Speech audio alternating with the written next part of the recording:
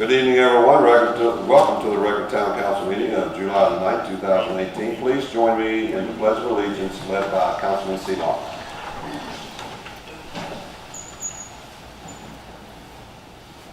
I pledge allegiance to the flag of the United States of America and to the republic for which it stands, one nation, under God, indivisible, with liberty and justice for all.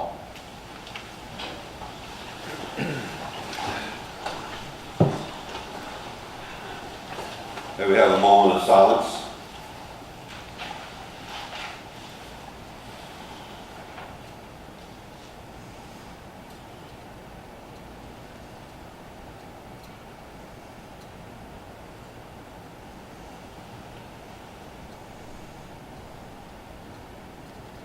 Roll call. Councilman Connolly. Here. Councilman Gillespie. Here. Councilman Meza. Here. Mr. Morrison, I have absent. Councilman Seelong. Here. Vice Mayor Seelong. Here. And Mayor Turner. Here, thank you. Approval of the regular council minutes of June 25th, 2018. Is that a motion, please? Mr. Mayor, I move to approve the regular council meeting minutes for June 25th, 2018 as presented. Second. Any discussion? Hearing none, Ms. Barrett? Councilman Connolly. Yes. Councilman Gillespie. Yes. Councilman Meza. Yes. Councilman Seelong. Yes. And Vice Mayor Turner. Yes. Thank you. Receipt of petitions and or correspondence from the public. Do we have anyone signed up, Ms. Barrett? No one this evening, Mr. Mayor. Okay, thank you. All right, moving on to reports of special committed town officers or town manager. Joe? Thank you, Mayor. I just want to remind the citizens that we're continuing with new water installations along Midway and Bel Air Avenue throughout the month, so please use caution while driving in this area. I'd also would like to remind the citizens about the gazebo flicks this summer on Thursday evenings down the Commons area. So this week's movie is Space Jam, so I hope to see you there. That concludes my report tonight, Mayor. Thank you. Thank you. Moving on to report from the Chief of Police on construction of the new police department.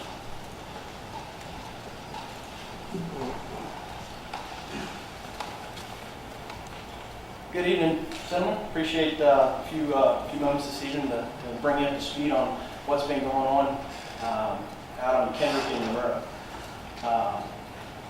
Just to kind of catch everybody back up to speed, I know all you gentlemen are aware, but the architecture contract was awarded to Mosley Architects back in 2015. The design phase started in August of that year, and it's a two-building design concept where we have a main building and a support building. And the main structure is 15,000 square feet. The support building is approximately 7,000 square feet. This new facility is designed to support our operations for hopefully the next 40 years. So, again, one of the first in a long time. We've had some purpose-built structures in the town, but it's been several decades since that's actually occurred. The construction contract was awarded to Dustin Construction. They're out of Itemsville, Maryland. I think I'm saying that correctly. The construction contract was signed September of 2017. The site work began in November of 2017, and the initial estimated completion date was that of November 30th, 2018. There's a little shot of the site there to the right. Anybody remembers the bit of desolate parking lot that used to be in that area from across the street from Avtex at that time, and quite a bit has gone on since then. Okay, so the main building, obviously the front entrance is the side that actually faces Monroe Avenue, and that's where the walk-up traffic will be. Folks to come in to make complaints on site, they'll use that front entrance to get into the building. Again, about 15,000 square feet. It will house the administrative offices, the patrol division, the communications division, the criminal investigations division, and just inside the entrance will be a community meeting room that we'll be able to use for training, but will also be available to the public if groups, organizations want to utilize that space to have meetings that will be available for them. The support building is approximately 7,000 square feet. It's actually located behind the main building. So if If you're riding down Kendrick Lane, you'll see the main structure first, and then the building just behind is the support building. It will house our evidence processing and storage area. It's where the police canine kennels will be. The emergency services team, all of their equipment gear will be housed and staged in that location, as well as bike patrol. And there's garage bays on the back side of the structure. That'll be utilized to process vehicles. If we have, say, vehicles that are used in commission of a crime and we need to process that vehicle, no longer will we lose valuable evidence by having that vehicle outside exposed to the elements while we're trying to process that scene. We could lose transient evidence such as hair and fibers, or potentially have liquid evidence washed off the car by rain or snow. We'll be able to actually bring the vehicle into that structure and be able to conduct our crime scene work under this controlled environment, be able to maintain the evidence, all the evidence, and be able to package it all. We'll also, when it's not being used in that capacity, it'll have some of our special purpose vehicles, our crime scene unit, some of the items that we utilize to process crime scenes are kind of sensitive to the elements, heat, extreme heat and cold. So rather than have to load those things in and out of the vehicle all the time, we'll be able to keep them on our crime scene vehicle and actually just store that vehicle in that bay and be able to actually just roll out to a crime scene, be able to have all those things readily available. We'll also keep the tactical truck and some of those items that need to be plugged in that area as well. So as of now, the project is about 60% complete, roughly. You can see this is a shot from the inside. So a lot of the framing is complete, and things are moving along. Again, much different than the initial barren site that you looked at earlier. Both structures are completely under roof, and the roof is dried in, so it's pretty much impervious to moisture at this point in time. A lot of the exterior sheathing is being applied at this time, and the interior framing is finished up. All the trades have moved in, so the electricians, plumbers, and the HVAC folks are completing their work so that we can move forward with the interior sheetrock being installed. And that's actually beginning this week, and that's kind of what we're looking at over the next several weeks, getting that interior, all the trades out, and the interior drywall actually hung on the inside. The brick facade has been started, so if you ride by, you'll start to see some of that finished red brick going up on the outside of the building, which is a welcome sight. And the security wall on the north side that separates the PD from the residences has they've begun work on that. They've left the existing fence up for security measures while construction's going on, so they've come just to the inside of that and dug the footers. The footers have been poured, and they're beginning to lay the concrete masonry units that are going to make up that security wall. Once that wall reaches about 4.5 feet, they'll be using machinery and actually reaching over the wall and digging up the old fence and removing that as it goes along. So there's still a barrier that would keep children and animals and things like that, neighborhood pets, out of the construction site. So that's kind of where we're at with that. So as far as the scheduled completion, obviously we've lost a little bit of time. The substantial completion date has been moved back from November to December 31st, 2018, with a final completion date of January 31st, 2018. So, any questions, Joe?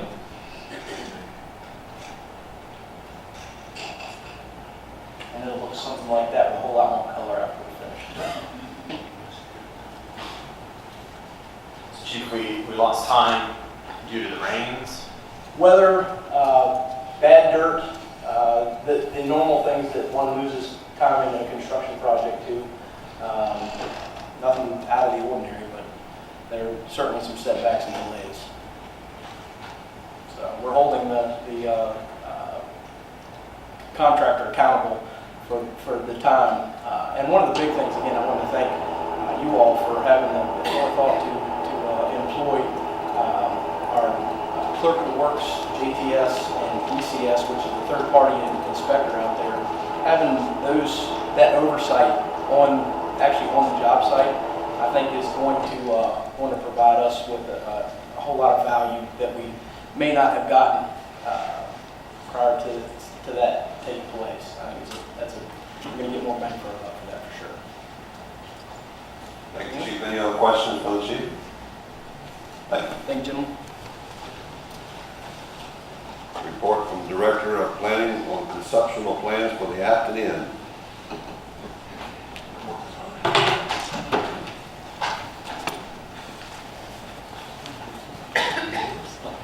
He's going to take a minute. Thank you, Mayor, members of council, and technical problem here on the screen. Looks like it's on its way down.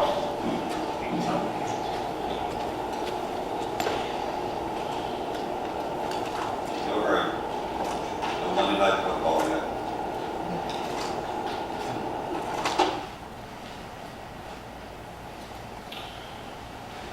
So the purpose of this report is to give you an update on the Afton Inn. The Afton Inn is, of course, a historic structure circa 1870, part of the Front Royal Historic District and right beside the town hall.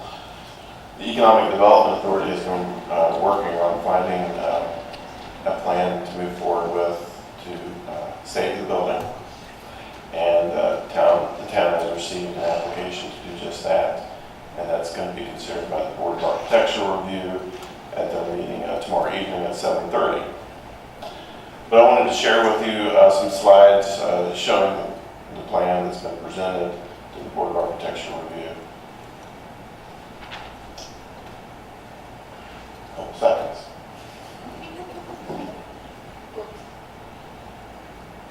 Okay. So here's a picture of the current Afton Inn. As you know, it's been a building that's been in disrepair for a long time. It's a very important historic building in the downtown, but it has been vacant and been boarded up for a number of years. So the preliminary plans include a partial demolition, not the full demolition that was originally contemplated. The main primary historic building would be saved, and the one-story addition on North Myrtle Avenue is proposed to be demolished and replaced with a new addition. Also, there is a second addition proposed in the rear of the building. The first floor would consist of a restaurant space in the primary lower level, in this area here. And here in the red, there would be a meeting hall in this new addition that would be where the current addition is that will be torn down.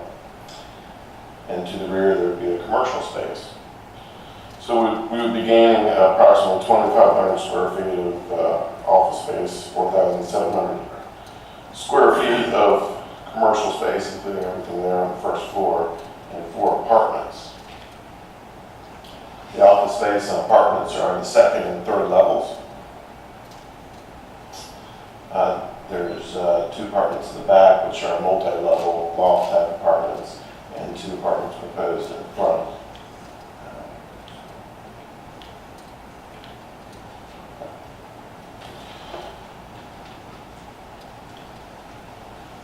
And here is a conceptual drawing. There's an outdoor space conceptualized in the front. The architects are still working on possibly putting in some fencing. There's also an outdoor fireplace proposed there in the corner, as well as keeping the canopy structure, adding an awning and a variety of amenities. Here's a view from Crescent Street and Main Street. This again is on the right side of the building. So the town hall would be basically where I'm standing at. This is in the back of the building, up against the Duncan building. So as you can see, they're trying to incorporate some brickwork to match the new addition in with the existing structure. Here's another vantage point looking down from the corner of Royal and Main Street. And they are actually, one interesting thing is they're actually proposing a green wall, which you you can see there on the side facing Royal Avenue, which would be planted with vegetation. So we're still trying to get some more information on that, but that was a unique element that is on the plan. So we're all excited very much to meet with the architect, Carter and Burton, tomorrow evening. Anybody that's in the public that's interested is welcome to come out. It'll be an open meeting, and that'll take place at 7:30 at Town Hall. Thank you, Jeremy. Any questions? What kind of parking, Jeremy, are they required to have? There is no required parking on East Main Street in that section of the town. They will have to submit in a site plan in addition to this, which is going to lay out any parking they may have. They're not going to have very much, but there might be some room in the back to add some spaces. And they've also talked about potentially working with the adjoining property, Ms. Duncan, to lease some spaces for her property. Anyone else? Thank you, Jeremy. Sounds great. Been waiting a long time for this. Requests and inquiries of council members. No one. Report of the mayor, being none. Proposals for addition, deletion of items to the agenda. Hearing none, moving on to consent agenda, which is none. Moving on to number 8, council approval for a bid, chemicals for the wastewater treatment plant and the waste treatment plant plants. Ms. Barrett. Council is requested to approve bids from various chemical companies for the purchase of chemicals at the cost and the quotation sheets in your packet to be used at the water and wastewater treatment plants. Mr. Mayor, I move the council approve bids from Coin Chemical, Usalco, Univar, Shannon Chemical, and Environmental Operating Solutions for the purchase of various chemicals at the prices in the attached quotation tabulation to be used at the wastewater treatment and water treatment plants during fiscal year 19. Second. Motion second, discussion. Hearing none, Ms. Barrett. Councilman Connolly? Yes. Councilman Gillespie? Yes. Councilman Meza? Yes. Councilman Seelong? Yes. And Vice Mayor T-Law. Yes. Last but not least, council appointment, Joint Tourism Advisory Board. Have a good motion, please. Mr. Mayor, I move council appoint Brent C. Jackson to the Joint Tourism Advisory Committee as a representative from a lodging property to a 4-year term, said term to expire June 9th, 2022. Second. Motion second, discussion. Hearing none, Ms. Barrett. Councilman Connolly? Yes. Councilman Gillespie? Yes. Councilman Meza? Yes. Councilman Seelong? Yes. Seelong? And Vice Mayor T-Law. Yes. Thank you. All right, since there's no other business coming before the town council, this meeting is adjourned.